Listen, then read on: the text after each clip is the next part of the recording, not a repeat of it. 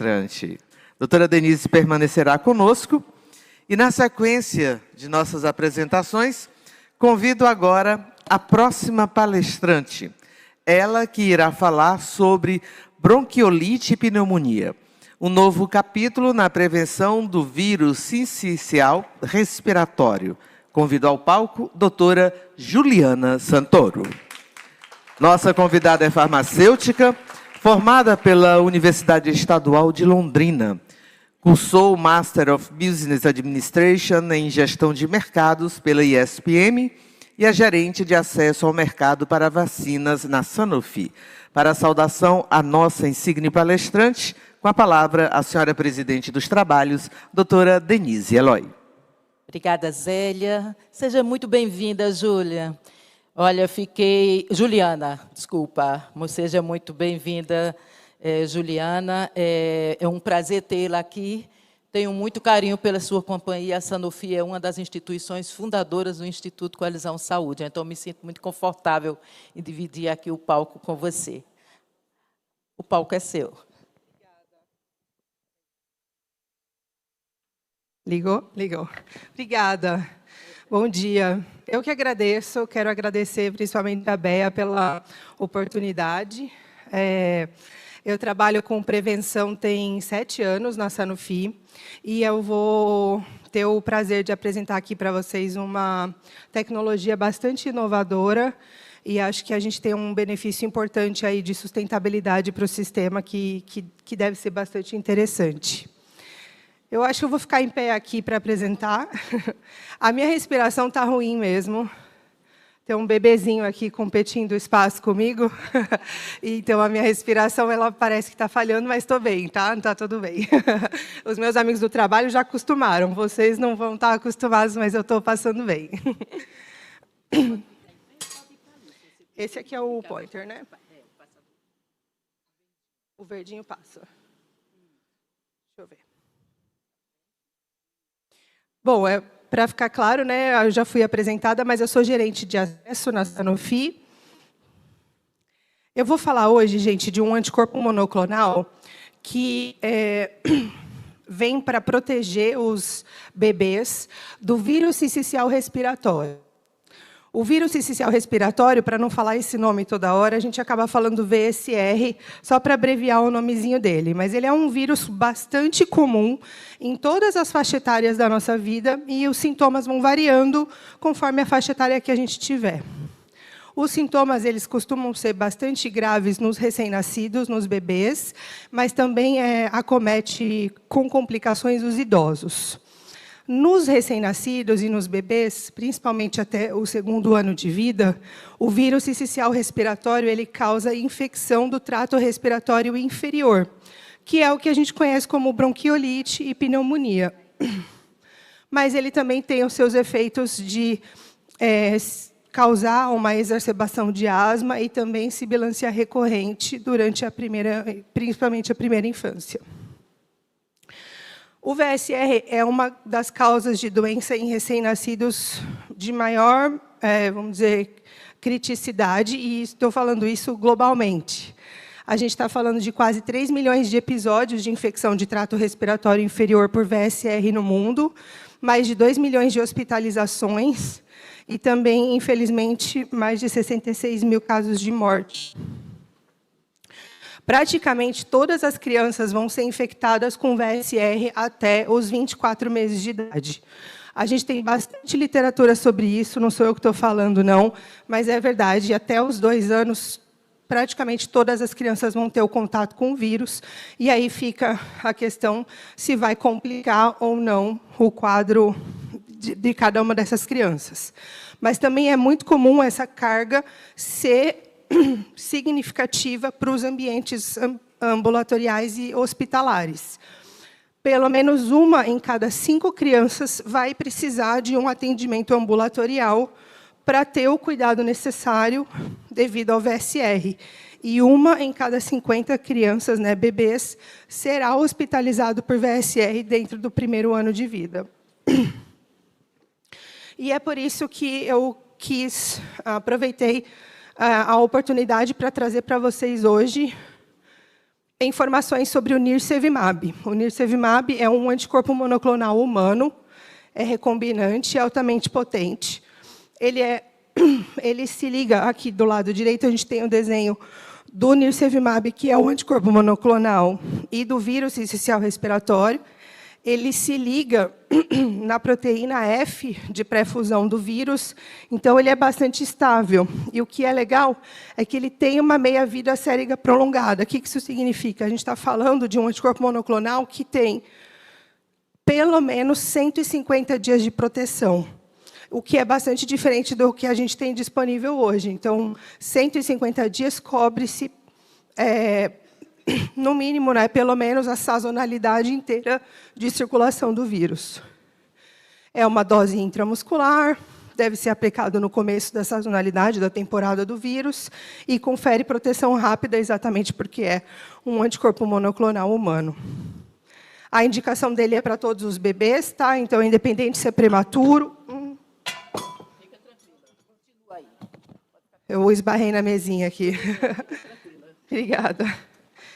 Ele tem uma indicação para todos os bebês, então, independente se é prematuro ou se tem comorbidades associadas. E deveria ser utilizado apenas no primeiro ano de vida, antes da primeira sazonalidade da criança. Eu não vou entrar no detalhe desse quadro, mas eu quis trazer porque ele é o programa de desenvolvimento clínico da molécula, e esses aqui são os principais estudos que fizeram parte da organização de registro regulatório do produto. Como vocês podem ver na barra de cima, a gente fez vários estudos clínicos, claro, e os estudos clínicos eles cobrem todas as faixas etárias. Então, desde um prematuro extremo, que nasceu com 22 semanas de idade gestacional, até o bebê a termo, que nasceu com mais de 40 semanas. E os estudos foram todos para comprovar a eficácia e também a segurança do anticorpo. E eu vou mostrar isso nesse quadro resumo aqui para vocês. Aqui na esquerda eu tenho cada um dos estudos que estavam no quadro anterior. E aqui eu tenho um resumo dos dados de eficácia. Nessa primeira coluna, a gente pode ver que varia de 70% a 79% a eficácia de nirsevimab para evitar infecção do trato respiratório anterior que necessitou de atendimento médico. No segundo, a gente está vendo a eficácia em evitar hospitalização por infecção de trato respiratório inferior, e aí os valores são ainda mais significativos, indo de 76% a 80%. Tem ainda um terceiro desfecho, que é a eficácia em evitar a necessidade de atendimento médico por ITRE, quando é muito grave. O muito grave aqui só está separado porque é um quadro que a criança precisou, pelo menos, de oxigênio, de suporte ventilatório, né? E aí a eficácia, de novo, é ainda mais relevante, de 78% a 87% aqui, dependendo dos estudos.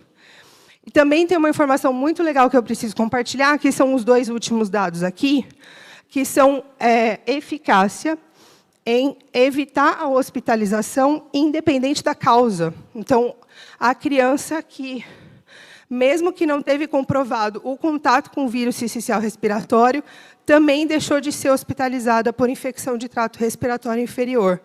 E acaba sendo um benefício muito interessante para o sistema.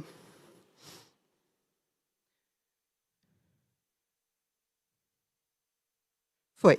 Para não deixar de comentar, eu também trouxe um quadro em relação à segurança. Importante mencionar que eu não fui no detalhe dos estudos, mas os estudos de nirsevimab eles foram feitos tanto comparando com placebo, quanto comparando com palivizumab. O palivizumab deve ser um produto que os senhores conhecem, porque é um anticorpo monoclonal que está disponível hoje. Então, a gente tem estudos em comparação com ele também, na população elegível. E nenhum evento adverso grave ou morte foi relacionado à utilização de nirsevimab. O perfil de segurança é bastante favorável e parecido em relação a placebo ou a pali, tá?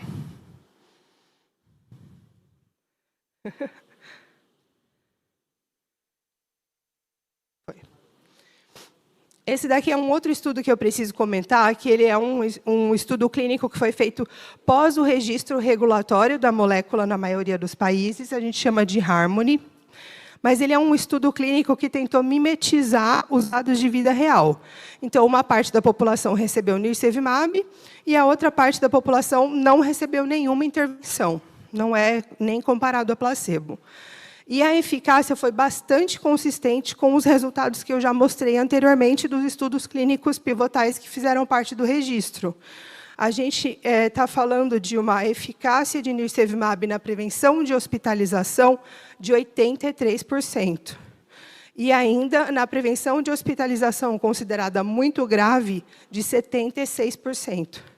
Claro que esse estudo também olhou para a segurança, e os dados de segurança também foram bastante consistentes com os resultados dos estudos clínicos anteriores. Essa molécula ela já foi usada na temporada, na sazonalidade do hemisfério norte, no ano passado. Então, já tem muitos países que já rodaram estudos de efetividade da utilização de nirsevimab. Então, eu trouxe um quadro para mostrar um pouco desses dados de mundo real.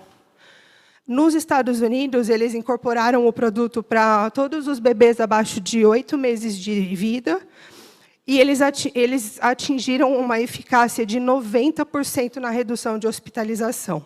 É por isso que, na abertura, eu falei em relação à sustentabilidade do sistema. Realmente, a gente está falando de uma potencial contribuição de proteção dos bebês que evita mesmo a hospitalização dessas crianças. E esses resultados se repetem em outros países. Aqui tem alguns exemplos na Europa. Acho que eu vou mostrar aqui mais um caso da Espanha no próximo slide. Mas também o que é muito interessante é que esses dados de efetividade eles chegam a ser melhores do que os dados de eficácia dos estudos clínicos, o que não é esperado. Quando a gente faz um estudo clínico, como o ambiente é controlado, os bebês são acompanhados, a gente já espera que aquele é o melhor valor de eficácia. E, na verdade, não é isso que a gente viu aqui com o nirsevimab. Esse aqui é um zoom em relação ao resultado da Espanha, da região da Galícia, especificamente. Lá na Galícia, eles estão aplicando o nirsevimab para todos os bebês abaixo de 6 meses de idade. Se vocês olharem aqui no primeiro quadro da esquerda, esses são os bebês nascidos antes do início da temporada do vírus, e eles são elegíveis para o produto. Todas as linhas aqui são as temporadas dos anos anteriores. E as barrinhas laranjas, elas são a última temporada onde teve a utilização de nirsevimab. Então, fica muito claro a queda que aconteceu no número de hospitalização dos bebês. A gente não tem nem metade das hospitalizações acontecendo aqui. No segundo quadro, é a mesma coisa, só que também considera os bebês que nasceram durante a sazonalidade do vírus, mas também foram elegíveis e usaram o produto. A gente vê a mesma relação. Todas as temporadas anteriores com altos números de hospitalização e a temporada que usou o anticorpo monoclonal com uma hospitalização que cai bastante. E, de maneira comparativa, nesse terceiro quadro, a gente consegue ver que aqui são as crianças maiores, as maiores de 6 meses, as que não eram elegíveis ao anticorpo. E aí você claramente não percebe a redução de hospitalização, exatamente porque essas crianças não receberam nenhuma interferência. Então, os números de hospitalização dos anos anteriores acaba que está bastante parecido com, de novo, o mesmo número de hospitalizações na última temporada. Claro que a gente precisa olhar para a parte econômica, né? Então, eu vou mostrar aqui um estudo já pensando na realidade brasileira. Esse é um estudo econômico que tentou prever qual que é a carga da doença na saúde suplementar aqui no Brasil. A gente está falando de uma potencial redução de cerca de 7 mil hospitalizações anualmente com a utilização de nirsevimab. E só a redução dessas hospitalizações poderiam trazer uma economia de cerca de 61 milhões de reais por ano, né, por sazonalidade. Aqui existe um quadro comparativo, porque, como eu falei, a gente está comparando o anticorpo nirsevimab com o anticorpo atual disponível, que é o palivizumab. Então, mesmo com a utilização de palivizumab no prematuro extremo, que é o disponível hoje, se a gente usa nirsevimab, a gente pode reduzir 5.644 hospitalizações, sendo que também tem uma redução importante de hospitalizações que necessitaram de UTI. A diferença aqui é que essa é hospitalização e essa é com UTI. E se a gente olha para os valores dessas hospitalizações, é que a gente chega nessa economia estimada de 61 milhões de reais. Aqui eu só separei os 61 milhões de reais nas devidas populações. Seriam cerca de 400 mil reais de economia no prematuro extremo, que é o prematuro abaixo de 28 semanas de idade gestacional, que é elegível a palivizumab hoje. Mas a gente está falando de uma potencial economia de 12 milhões de reais, se a gente olhar para os outros prematuros, então, para todos os bebês abaixo de 37 semanas, e também uma economia de quase 50 milhões de reais para os bebês a termo, para os bebês que não foram prematuros. Como eu falei no começo, todos os bebês vão ter contato com o vírus até os 2 anos de idade. Então, a carga da doença, ela não está só no bebê comórbido ou prematuro, ela é, de fato, uma carga para todas as crianças.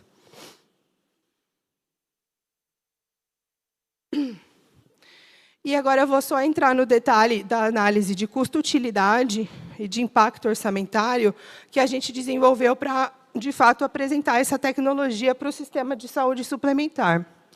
A gente desenvolveu um modelo de custo-utilidade que é bastante simples, é um modelo analítico, estático, e aí considera as diferentes probabilidades dos eventos entre as duas alternativas terapêuticas. Importante eu mencionar que a gente olhou para apenas custos diretos. Então, eu estou falando aqui de consulta ambulatorial, visita à emergência e hospitalização com ou sem UTI, sendo que, depois dessa hospitalização, uma parcela das crianças pode desenvolver uma sibilância recorrente, que é aquele chiado que a criança fica, e também asma. Nesse modelo, a gente olhou para a população de todos os bebês prematuros ou com comorbidades da saúde suplementar. Como é que a gente fez isso? A gente olhou para a base de nascidos vivos, do SINASC, que é público. Dentro dessa base de nascidos vivos, claro, a gente fez um filtro para os que são cobertos por algum plano de saúde, então, de alguma maneira, abaixo do sistema da ANS. E aí, sim, a gente recortou pré-termos e comórbidos. Essa é a população que eu estou chamando de elegível nesse estudo. Aqui no final do quadro, a gente pode ver, a gente está falando mais ou menos de 5.500 bebês elegíveis ao palivizumab hoje, mas, como eu estou olhando para todos os prematuros, a gente está falando de sair de 5.000 bebês tratados para quase 74.000 bebês tratados. Tá? O risco de hospitalização é um parâmetro importante dessa conta, e a gente olhou para o risco de hospitalização associado ao vírus sincicial respiratório a partir dos dados do sistema público do SIH. A gente acabou fazendo a seguinte premissa. A gente olhou para todas as hospitalizações do SIH no ano de 2022 em bebês abaixo de 1 ano. Esse é um total de 83 mil hospitalizações. Dentro de todas essas hospitalizações, claro, a gente fez um filtro para ver o que era específico de VSR, mas a gente também considerou alguns CIDs não específicos de VSR, mas que têm muita relevância por ter sido causado pelo VSR. E aí a gente fez uma discussão com os especialistas para ver que porcentagem desses inespecíficos a gente ia usar. Então, a gente está falando aqui de um pouco mais de 13 mil hospitalizações, que, de fato, tem um CID confirmado por VSR.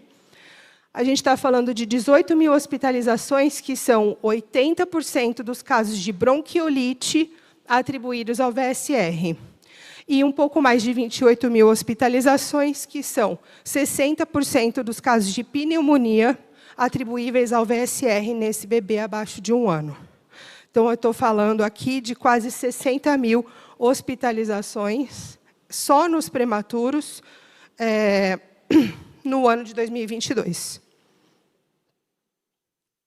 Em relação à eficácia, eu já mostrei um resumo muito rápido da eficácia, mas são vários estudos clínicos em relação a nirsevimab, mas a gente olhou para a eficácia também de palivizumab, que é o nosso comparador local. Então, para os elegíveis ao palivizumab, a gente acabou assumindo não inferioridade entre os produtos. E aí, para as crianças que são não elegíveis ao palivizumab, claro, a gente está usando a eficácia comprovada do estudo clínico de nirsevimab. E aqui é só para exemplificar como é que seria a administração dos medicamentos segundo a sazonalidade atual. O primeiro quadro é o esquema da administração de palivizumab. O que eu quero mostrar aqui? A maioria dos senhores deve conhecer. A gente está falando de um bebê, por exemplo, que nasceu em fevereiro. Ele recebe a primeira dose em fevereiro, mas ele tem que voltar todo mês para completar 5 doses para estar protegido durante a sazonalidade inteira. Com o nirsevimab, como é um produto de dose única, é o mesmo esquema, só que não tem esse retorno dos bebês nos próximos meses. Então, de novo, um bebê nascido em fevereiro recebe uma dose em fevereiro e ele está coberto por pelo menos 150 dias, então não há a necessidade de retorno. E esse aqui é o resultado final dessa análise de custo-utilidade. A gente encontrou uma razão de custo-utilidade incremental no valor de R$ 27.000 por quali. A gente fala muito do quali, né? Aqui eu estou usando a VAC, que está em português. São os anos de vida ajustados pela qualidade. Acaba que é um elemento importante da análise econômica, que faz parte da avaliação da tecnologia.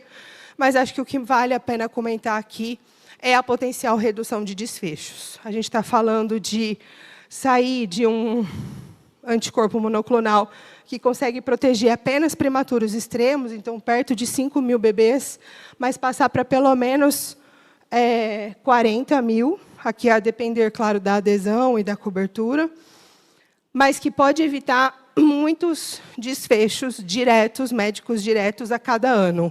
Então, só para esse cenário de prematuros, a gente está falando de uma redução de mais de 900 hospitalizações, sendo que 353 delas são com necessidade de UTI, uma redução de mais de 1.200 visitas ao pronto-socorro, mais de 3.600 consultas ambulatoriais, fora a redução nos casos de sibilância recorrente e de asma que vão se estender na criança. Aqui a gente considerou que as crianças vão com esses sintomas até os 6 anos de idade, mas tem bastante trabalho que mostra que a criança pode ir até 13 anos com um tratamento importante para isso.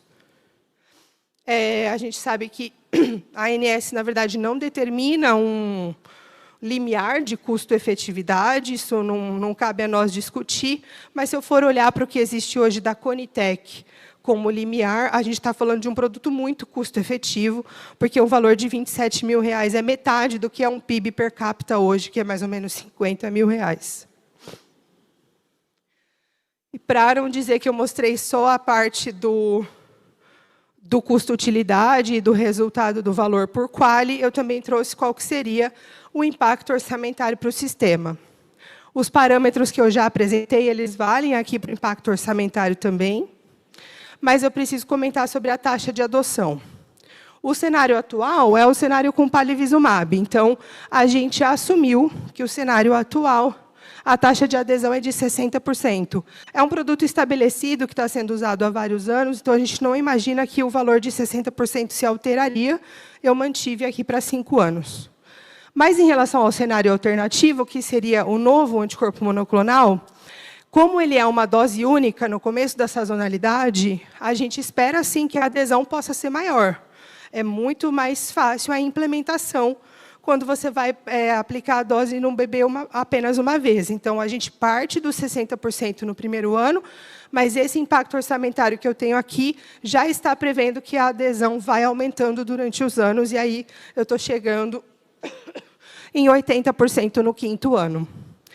Em relação à participação de mercado, a gente também assumiu que tem um aumento da utilização de nirsevimab, enquanto há uma queda da utilização de palivizumab, porque, de fato, na prática, não parece fazer sentido manter os dois anticorpos, por mais que, sim, possa ser a decisão dos médicos e do sistema em algum momento, mas eu estou prevendo essa inversão. E esse aqui é o resultado total. O impacto orçamentário para o primeiro ano, que aqui eu estou assumindo o ano de 2025, seria de 14 milhões de reais. Como eu falei, existe uma adesão que vai melhorando ano a ano, então o impacto orçamentário vai, sim, ficando um pouquinho maior, mas a gente está falando de 103 milhões de reais em 5 anos. De novo, acho que, em relação ao número de desfechos que podem ser evitados, seria um impacto orçamentário bastante razoável. A gente está falando de tratar muitos bebês que estão sem nenhuma opção hoje e, de fato, diminuir a carga ambulatorial e hospitalar de todos os planos de saúde. Então, é por isso que a gente queria apresentar essa tecnologia e a gente espera que ela seja avaliada logo, e fico disponível aí para qualquer dúvida. Obrigada. Obrigada, Juliana. Senta aqui um pouquinho com a gente. Muito obrigada. Bom, primeiro, parabéns aí pela apresentação, né? A gente já teve outras oportunidades de apresentação de drogas que não trouxe um estudo tão bem, e você apresentou com muita didática a análise econômica, a análise de custo-utilidade. Isso, até para mim, que não sou médica, ficou bem fácil de entender.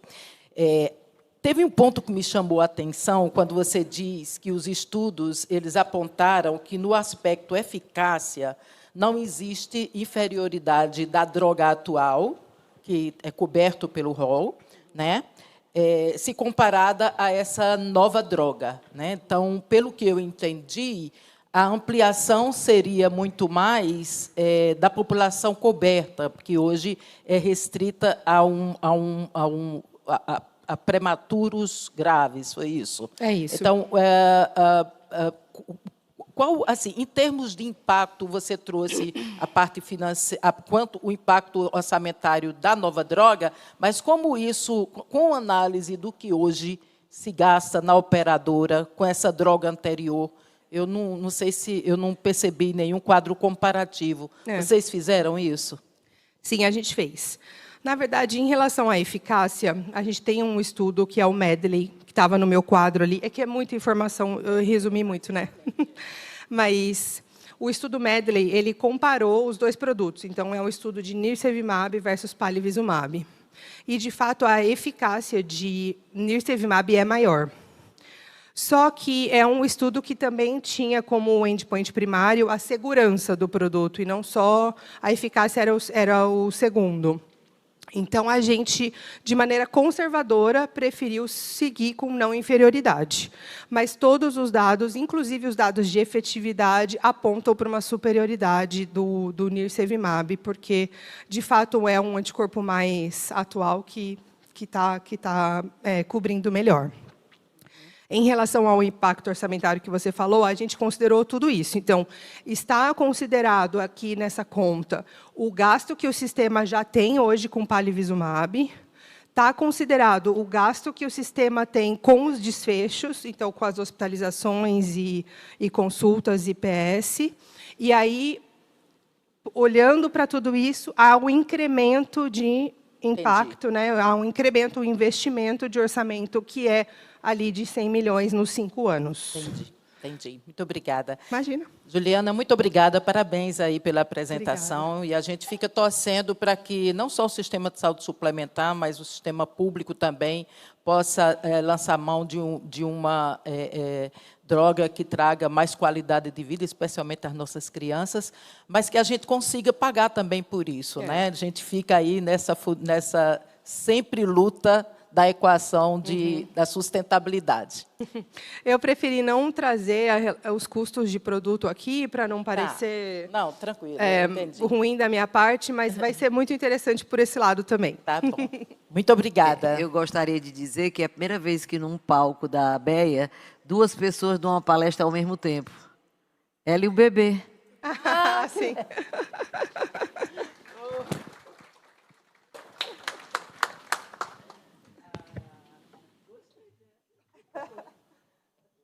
Doutora Helena Ronce, presidente da ABEA, doutora Tatiane Sudani, do Conselho Fiscal da ABEA, entregando a nossa palestrante o tradicional mimo, essa lembrança, essa gentileza, que é uma simbologia da gratidão por estar aqui conosco, compartilhando seus conhecimentos e ampliando, obviamente, o conhecimento de todos os congressistas.